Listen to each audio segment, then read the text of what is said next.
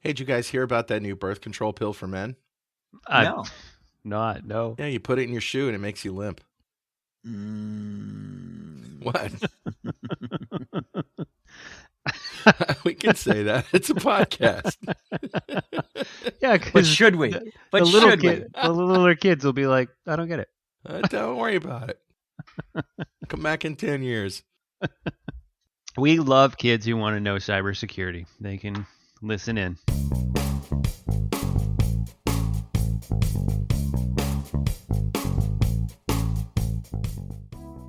Hey guys, what's up? Hey, how's it going? It's cold enough for you? outside. It's getting there.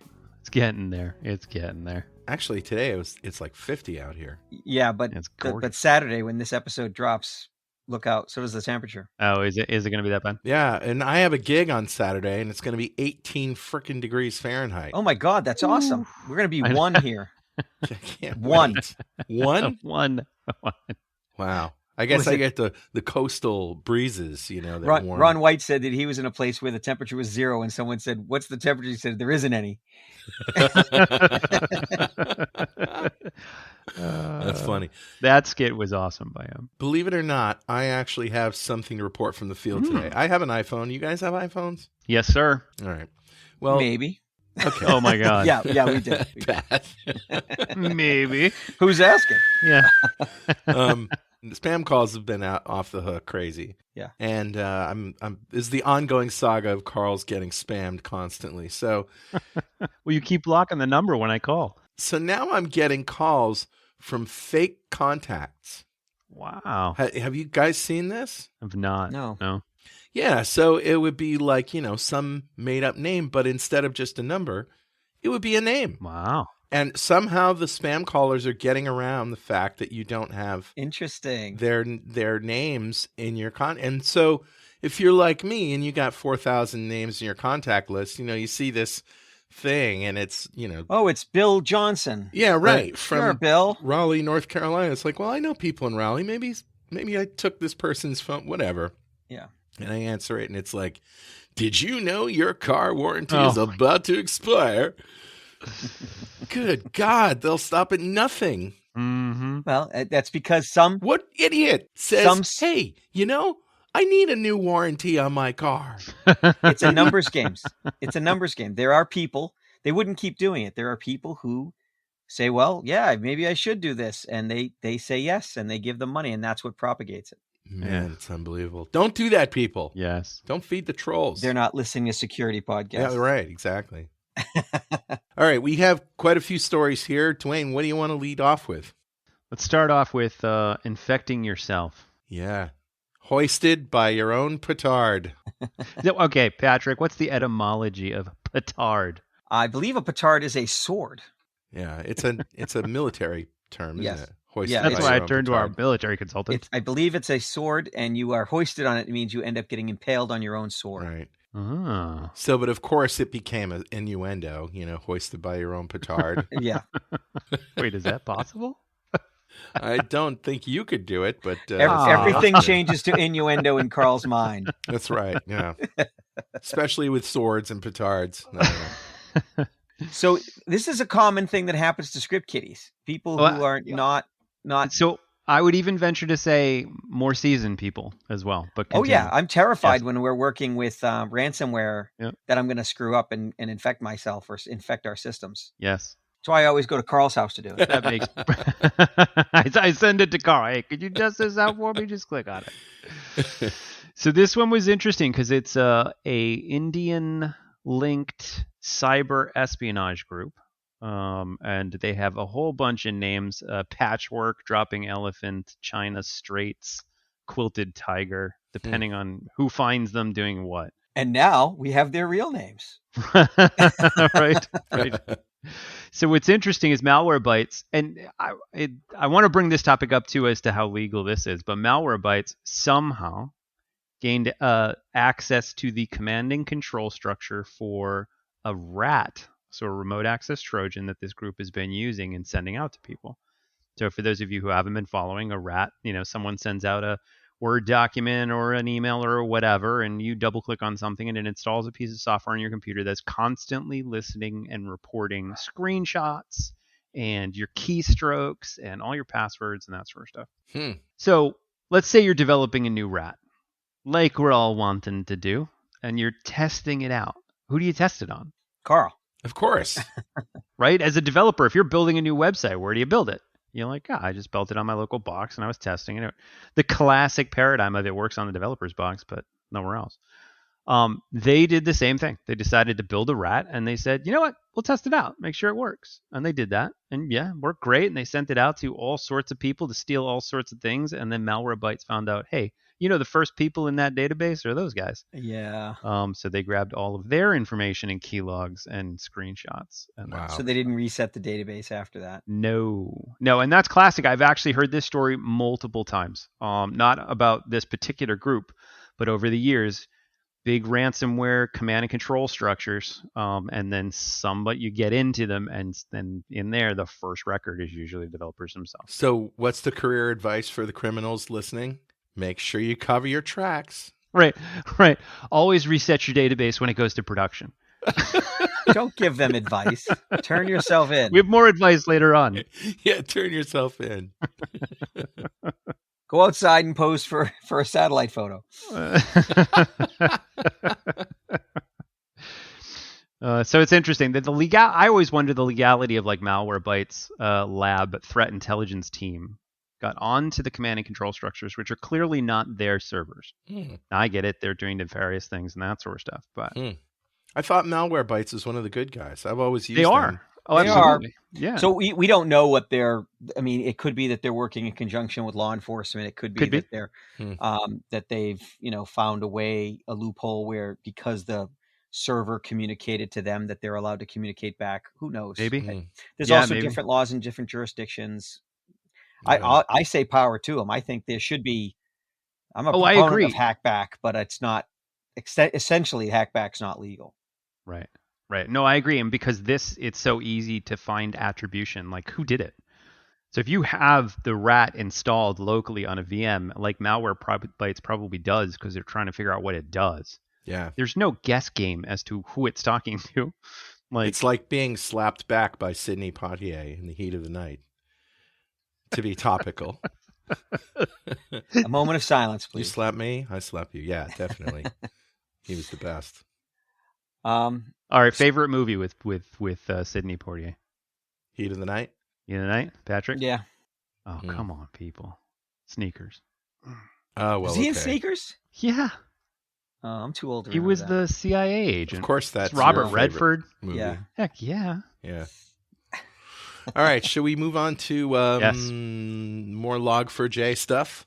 Yeah, this is more of a, hey, be careful out there. So most of you have probably heard about Log4j at this point, and if you haven't, well, you Go haven't back been and listening to listen. this podcast. That's for sure. But there's a new ransomware, not new actually, Night Sky ransomware gang's been around for a while, and they keep exploiting using whatever the latest thing is, and they're now started using Log4j, specifically targeted at VMware Horizon servers.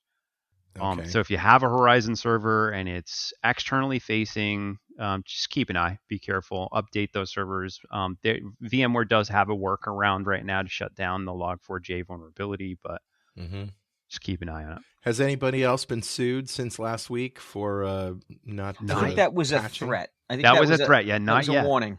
Yeah. I don't think anybody's actually gone to court, but it's basically they're trying to extend if you found out that toasters were catching fire and burning down houses and you did nothing about it, you're culpable in the same way if you Right. don't patch this. Sure. And I think they're trying to extend physical world Right. liability in this way. And I think that's good. That's the only thing that's going to protect us. Yeah. Right. I agree. 100%. Cool. All right. So this one isn't really pertinent unless you have those VMware Horizon servers. And you're going to hear that a lot. There's going to be lots of that trickling out. Here's the lesson. And here's where I think Log4j is going to change the landscape in the long run. S-bombs, and that's not an explosive device, is a software bill of materials.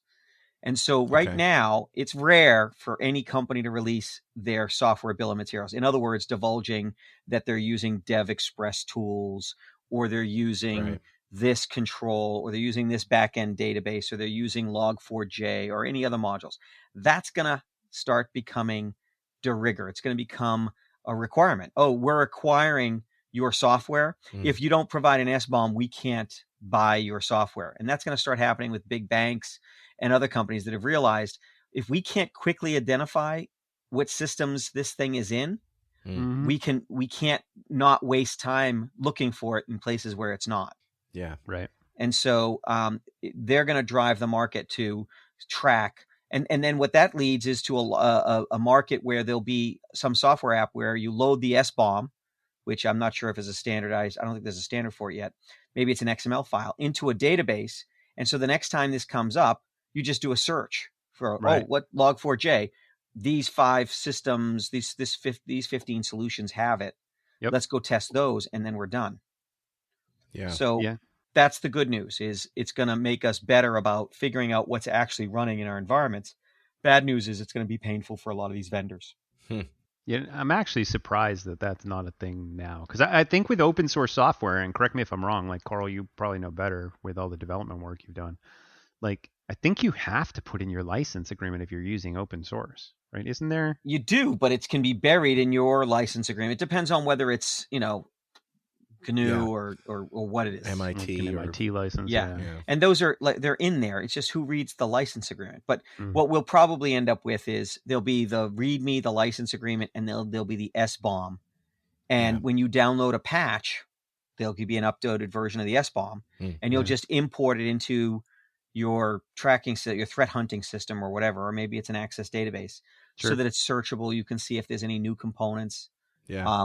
Maybe they'll have to have the version so you can check the version again, exploit DB. Right. Yeah. I think this is the beginning. We usually have to experience a tragedy before we can grow our security. And Log4j's caused enough pain that I think it'll move the needle in this regard. And if it doesn't, shame on us. Right. Yeah. No, I think it will. I think it absolutely will. All right. Well, our next story comes from the Scooby-Doo department of teenagers outwitting geniuses like Elon Musk. I would have gotten away with it if it weren't for you meddling kids. Teen hacker claims to have control over 25 Teslas, can see drivers and unlock doors. 19-year-old IT specialist David Colombo. I love how they say self-proclaimed. Yes, IT I am specialist. An IT specialist. He claims to have found a security flaw in Tesla's systems and remotely gained access. Yeah, so it's interesting. Colombo, which awesome last name, by the way. Yeah, awesome. But Colombo here says he has access to these Tesla systems and can see like the drivers through the internal camera, can see all the sensors, can see all sorts of lock the doors, unlock the doors, change the radio stations, all that good stuff on 20-ish, 25 different Teslas in different countries all around the Wow. world. Now, this got brought to the news because he was posting on Twitter saying, oh my gosh, I have 20 Teslas that I have access to in 10 different countries. I really wish I could notify the owners, but there's no way for me to find them. That's really cool. Twitter to the rescue, huh? Yeah, if you find yourself in a situation where you're controlling cars, SCADA systems, nuclear missiles, power grids, and you have no idea who to contact, tweet it. Maybe you'll get their attention. They'll be calling you soon. So needless to say, Tesla actually does have an open bug bounty system where you can submit these things and you just probably couldn't find $5,000, $10K. Yeah, and he's young and awesome. He probably has a very bright future in cybersecurity if at 19. I was going to say that maybe if Tesla's bug bounty page can't be found by an IT specialist, maybe they got other problems. Right. All right. Hey, Elon, you need a redesign of that website? Yeah, give me a call, man. I'm going to tweet that. You should. You should. Clearly, it's too hard to find. Clearly. Well, this is a big concern. Everybody's worried about as we get more invasive technology, self-driving cars, the brakes and things like that. We got to do a better job. It's kind of like the autonomous vehicles. They've been actually Tesla has been one of the most, and I'll say this carefully, reckless companies when it comes to self-driving cars, because they keep pushing the envelope. And while that's good for the technology and the like figuring things out, it's bad for the technology in terms of perception of safety. Right. Sure. So, I understand, but if a company goes out and does self-driving cars and kills 5,000 people, then it's going to set it back at 10 years before people accept the technology. For everybody. Security is the same way. Yeah. Which is odd, though, because if you think about it, if everybody was in a self-driving car, there would be less deaths. Well, we believe that. Right. But there's and lots statistically, of people, it looks like there would be. I agree. Right? But a lot of people don't believe that yet because they're saying that, a computer, again, there's two sides to it, but we have to get the security right on things like medical devices and vehicles and power plants and things like that. And the latest news shows that we're behind the curve. Mm-hmm. Yeah. Dwayne, I'm going to tweet a picture of you and your Jolly Roger screensaver because that's awesome. That's you like my Yeah. That's just to intimidate customers. Yeah, it's great. Who never visit his office. Right. When you're on a conference call, they see that in the background. He looks like a bomb maker in that. Avast. It's funny. I was actually on with a customer this week, and they were looking over here, and they're like, "I love how you have this whole soldering station and no vent fume hood. You just like." I was like, "Yeah, it's best when I use lead solder and I just give it a little lick first, just before." Whereas I look like I'm writing the manifesto. All right, what's next? Next would be, this is an interesting one. This is Microsoft Defender, which we've all touted as a fantastic tool and does a great job and, all that good stuff at finding malware. It says Microsoft Defender weakness lets hackers bypass malware detection. Whoa. Yeah, so this one's kind of cool. I know. Stop getting so excited. This was awesome. It's awesome. Which, in Dwayne speak, that means it's bad. It's dangerous. Exactly, right? I'm a child of the 80s. Who likes sneakers. Right. So what's really cool about this one is when you have Windows Defender, which is, looking for malicious software and viruses and that sort of stuff, there are certain pieces of software you run that are false positives. So you open them up and Defender goes, whoa, I think this thing's trying to do something weird, right? And a lot of us go, oh, no, it's okay, Defender, don't worry about it. When you do that, it adds an exclusion in the registry of your computer to say, don't worry about this location. Don't worry about the D drive. Don't worry about D:// this software or whatever. That's not a big deal. The big deal is that registry key is open to everyone to read. So if you're a malware guy or girl, and you're going to deploy malware, you just need to then go to this registry and go, where can I put it? You're not going to look. And Defender goes, oh, I'm not looking over there. Wow. And then you go, okay, cool. Wow. So it's kind of cool. There'll be a patch, I'm sure, that comes down that locks down that key. So this is what happens when hippies write software, right? Because hippies are like, peace and love and everybody's cool. And, we just want to make everybody's life better. Hey, man, the cops are over there. You should party that way. Wow. Right. That's pretty judgy. Let he who has no bugs cast the first stone. Yeah, okay. I thought so. Tongue firmly planted in cheek. All right. Well, I mean, this is the good news is this will get fixed quick. Sure. And it was found by a researcher, and it hasn't been seen. It's not like anybody's seen it actively in the field. Right. So I bet it's fixed soon. Mm-hmm. Yeah. Mm-hmm. Yeah. Microsoft's really good about that. So this next article falls under career advice, Carl. Okay. You love the career advice to the general hacker. That's right. So just for all of you out there who like to buy and sell illegal stolen credit card numbers, right? Unicc has decided to retire. They are one of the biggest sellers of stolen credit cards. They've made approximately $360 million, and they said, you know what, we're out. We're done. Hey, quit while they're ahead. So right? How does a website offer, what is that, add to cart? I mean, how does one do that? It is. And you know what's funny is this is very much like a Dread Pirate Roberts, because there was a company before them who did the same thing. And they made hundreds of millions of dollars, and they said, you know what, we're out. And that created this big vacuum.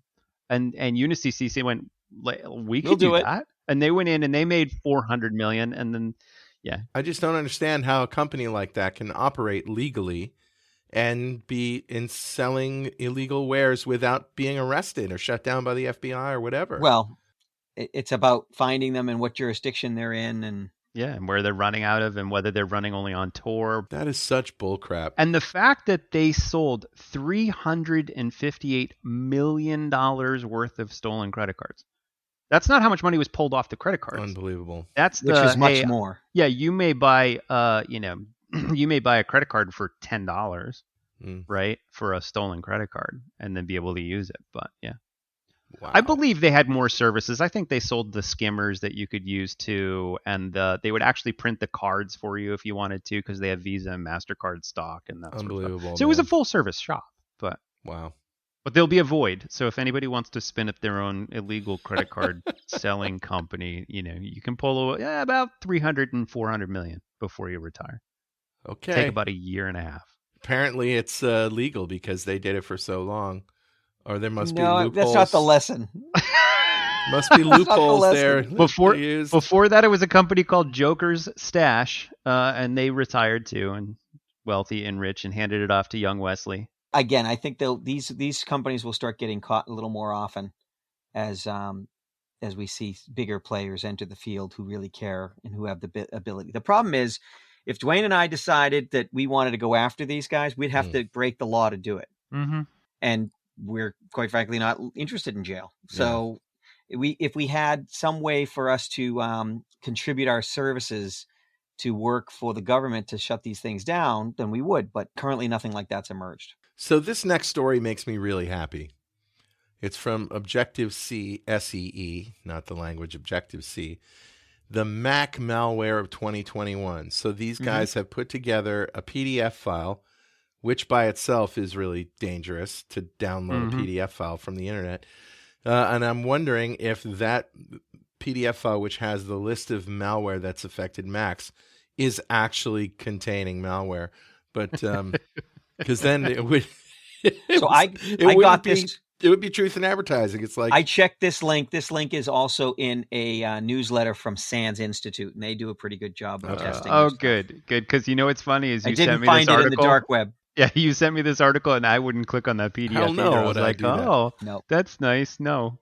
But what makes me happy about it is that the acknowledgement that Macs get malware. Because Macs for so long... What are you talking about? Apple Mac users had their noses held high at Windows users. They looked down at us because we were ridden with malware, and Macs never get bugs. Right. Well, there was an incident years ago where Macs were starting to get malware, and their support was denying it, even though they knew that was real. I remember that, and that gave them a little bit of a black eye. And then there have been bugs. Basically, Mac is Linux, and there's been ways to exploit Mac. It's just they weren't a big enough part of the market. That's right. For a while, but now they are. They're fully part of the market. They don't get as much. They don't get as much news cycles. They don't get as much attention because you don't get as many Windows 10 bugs either. It's shifted from client to server. I tell you what, man. Windows 11 at the studio, my machine, I upgraded to Windows 11, having all sorts of USB problems. Like keyboard stops working. I pull it in another keyboard, USB keyboard. That doesn't work. I put something else in the same USB port. It works just fine. Keyboards all of a sudden don't work. But I have a Bluetooth keyboard, and that works fine. So you tell me what's going on there, Sparky. You need a rubber ducky. Yeah, I need something. I need a rubber truck. A rubber ducky is a USB drive that looks like a keyboard, but it puts in malware. Yeah, if somebody ever hands you a USB key and says, "Here, copy my file," so you're like, "I'm sorry." All right, so moving on. Tell me about the Salesforce issue here. What is that all about from the record? So it's a good news thing. So what? It's requiring all users to use multi-factor authentication. We don't do good news. Dwayne, this is not awesome, okay? Yeah, I know. I'm so depressed right now. It's no bueno. Fine. We're trying to raise the bar. Bueno. So what this story says is that starting next month, if you have a Salesforce account, you will be required to set up multi-factor authentication, which means you need an authenticator or some other, way for them to go beyond just a password. And that's what we recommend to everybody for everything. Yeah. And it's the new normal. It's the new table stakes. Yep. You have to go there. It's not impregnable. There's still ways around it, but it's harder. It's much harder. And I would say it's safer to do the sort of, rather than use an authenticator app, which could be hacked, right? So can your SIM. Just do the regular text message 2FA kind of. Yeah, but your SIM can be hacked too, and your and your email can be hacked. I'd like to say that the SIM being hacked is a higher barrier to entry. I mean, it's not like person of interest where you walk over and you go boop and clone someone's SIM, but unfortunately, you just call up a support tech and ask them to do it for you. Or at least you won't admit that you know how to do that. I'm just saying it's harder than one button push. So, 2 buttons. You got to hit 2 buttons. Right. In order. There's no absolute security. We've said that before. The security is a spectrum, and it doesn't go all the way to 11 or even to 10. You can get 99% secure, 99.999% secure. There's still a chance. There's still a problem somewhere. If you want your data at 100% secure, delete it. Yep. Yeah. And even then, even deleting it, it can be recovered. Even then, it could be undeleted. Or better yet, don't ever create it. Yeah. What did we say? We found that you could recover data from a 32nd of an inch of a disk shard. Oh, yeah. Of a sharded disk. Yeah. Wow. Yeah. I mean, it's not a lot of data, but it's still sectors. But it's some data. So I think it's good news. I think it's something other platforms should follow. It's a pain. And what do I always say? Convenience is the enemy of security. Or more often, it's security is the enemy of convenience. No, this is not the convenience podcast. Security convenience is the this enemy week of developers. That's for sure. Yeah, developers hate job security, man. Job security. Yeah, for you. Yeah, it is. So this is good news. Yeah, it is. All right, one last thing from CISA. It's an alert about understanding and mitigating Russian state-sponsored cyber threats to U.S. critical infrastructure. I had to get Russia listed on a show. So yeah, of course. Not today, Russia. Not today. Not my circus, not my monkey. Again, it's an example of the U.S. government getting in the game and starting to play it. Tomahawks. For real. How about javelins? tanks? The new tomahawk. Javelins are good too. Tanks. Oh my God. Okay. So what happens here? So basically, this is the government posting a document that says, "Russia, we got our eye on you." Yeah. Warning people that critical infrastructure is more inbounds.